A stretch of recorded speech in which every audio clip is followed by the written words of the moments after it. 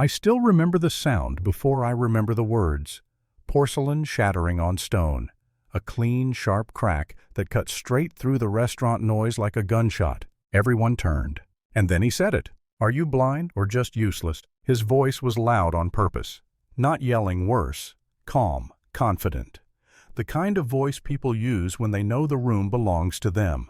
I stood there in my plain black uniform, frozen, staring at the broken plate at my feet. A dish that cost more than my rent for the week. Saffron sauce splashed across my shoes like evidence. The chef, Evan Caldwell, the golden boy of the city's fine dining scene, looked down at me like I'd tracked mud into his house. "I'm sorry," I said automatically. "You stepped back and—" He laughed. Actually laughed. Not at me. Through me. "Incredible," he said, glancing around at the tables. "Incredible confidence. Where I come from, the help doesn't correct the chef." A few people chuckled. Not loudly. Just enough. The kind of laughter that says, "I'm glad it's not me." "Clean it up," he added, already turning away. "And be careful. That plate costs more than you make in a day." I dropped to my knees. That part stays with me. The cold floor, the sting of porcelain biting through fabric, the smell of a sauce I already knew was wrong. Too sharp, unbalanced. He never toasted the grains properly. Never did. 6 years of culinary school. 2 apprenticeships. A lifetime before that in a kitchen that didn't have matching plates or critics, just hands that knew what they were doing. Reduced to a joke with a broom. I could feel people watching as I gathered the pieces, my face calm, because I'd learned that breaking down in public only feeds men like him. He leaned close as I stood. "I saw your application," he said quietly. "Ambitious. But this kitchen requires a certain standard." He smiled like he'd done me a favor. That was the moment something shifted. Not anger. Not yet. Clarity. This wasn't just humiliation. It was a test of how long I'd stay small so someone else could stay big. I didn't say a word. For the next few weeks I worked harder than ever and was treated like furniture. Others got promoted. Others got credit.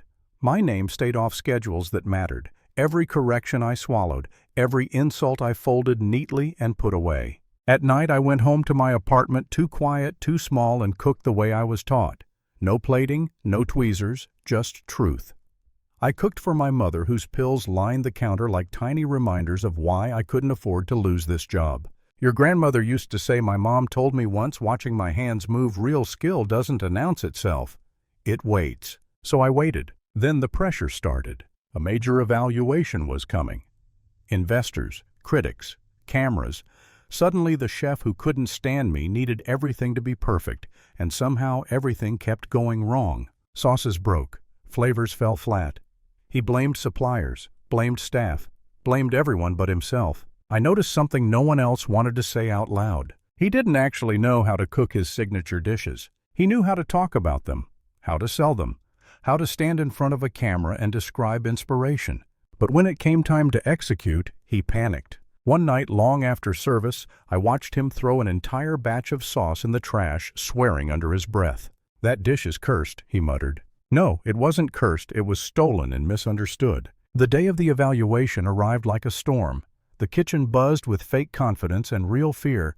Cameras followed everything. I was placed as far from the main station as possible. On purpose. My phone buzzed in my pocket. A message from the insurance company. Denied. Again. I felt hollow and strangely calm. The first courses went out fine. Safe dishes. Nothing that required depth. Then came the centerpiece, his dish, the one that built his reputation. I watched him from across the room, watched him skip steps, watched him compensate with salt and heat for what technique should have done. I saw the sauce start to fail. The camera was already moving toward him, the critic leaning in, the room holding its breath. And then chaos. Someone dropped a metal bowl, a loud crash, 3 seconds of distraction. That was all. I moved without thinking. I stepped in, pulled the pan off the heat-strained, rebuilt hands, flying memory guiding me. Toasted, ground, balanced. 30 seconds that changed everything.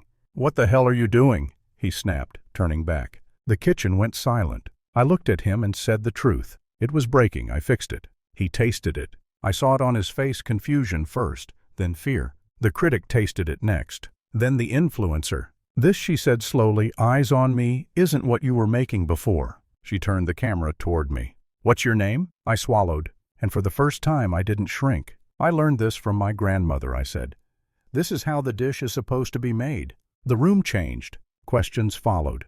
Proof surfaced. Recipes traced back. Techniques explained. I didn't raise my voice. I didn't accuse. I just stood there undeniable. The chef tried to regain control, claimed sabotage, claimed attitude, claimed betrayal. No one backed him. Not one person. The truth had already landed. By the end of the night, offers were being whispered, positions discussed, narratives rewritten in real time.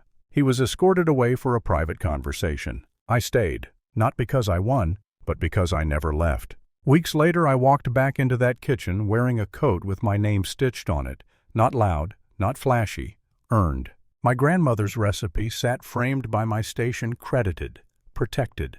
The kitchen was quieter now, healthier. And sometimes when service slows, I catch someone watching my hands the way I once watched hers. I teach them, because the best revenge isn't humiliation, it's continuity. So let me ask you something honestly. Do you think people ignore real talent because they can't see it? Or because acknowledging it would mean admitting who they've been ignoring all along? Tell me what you think.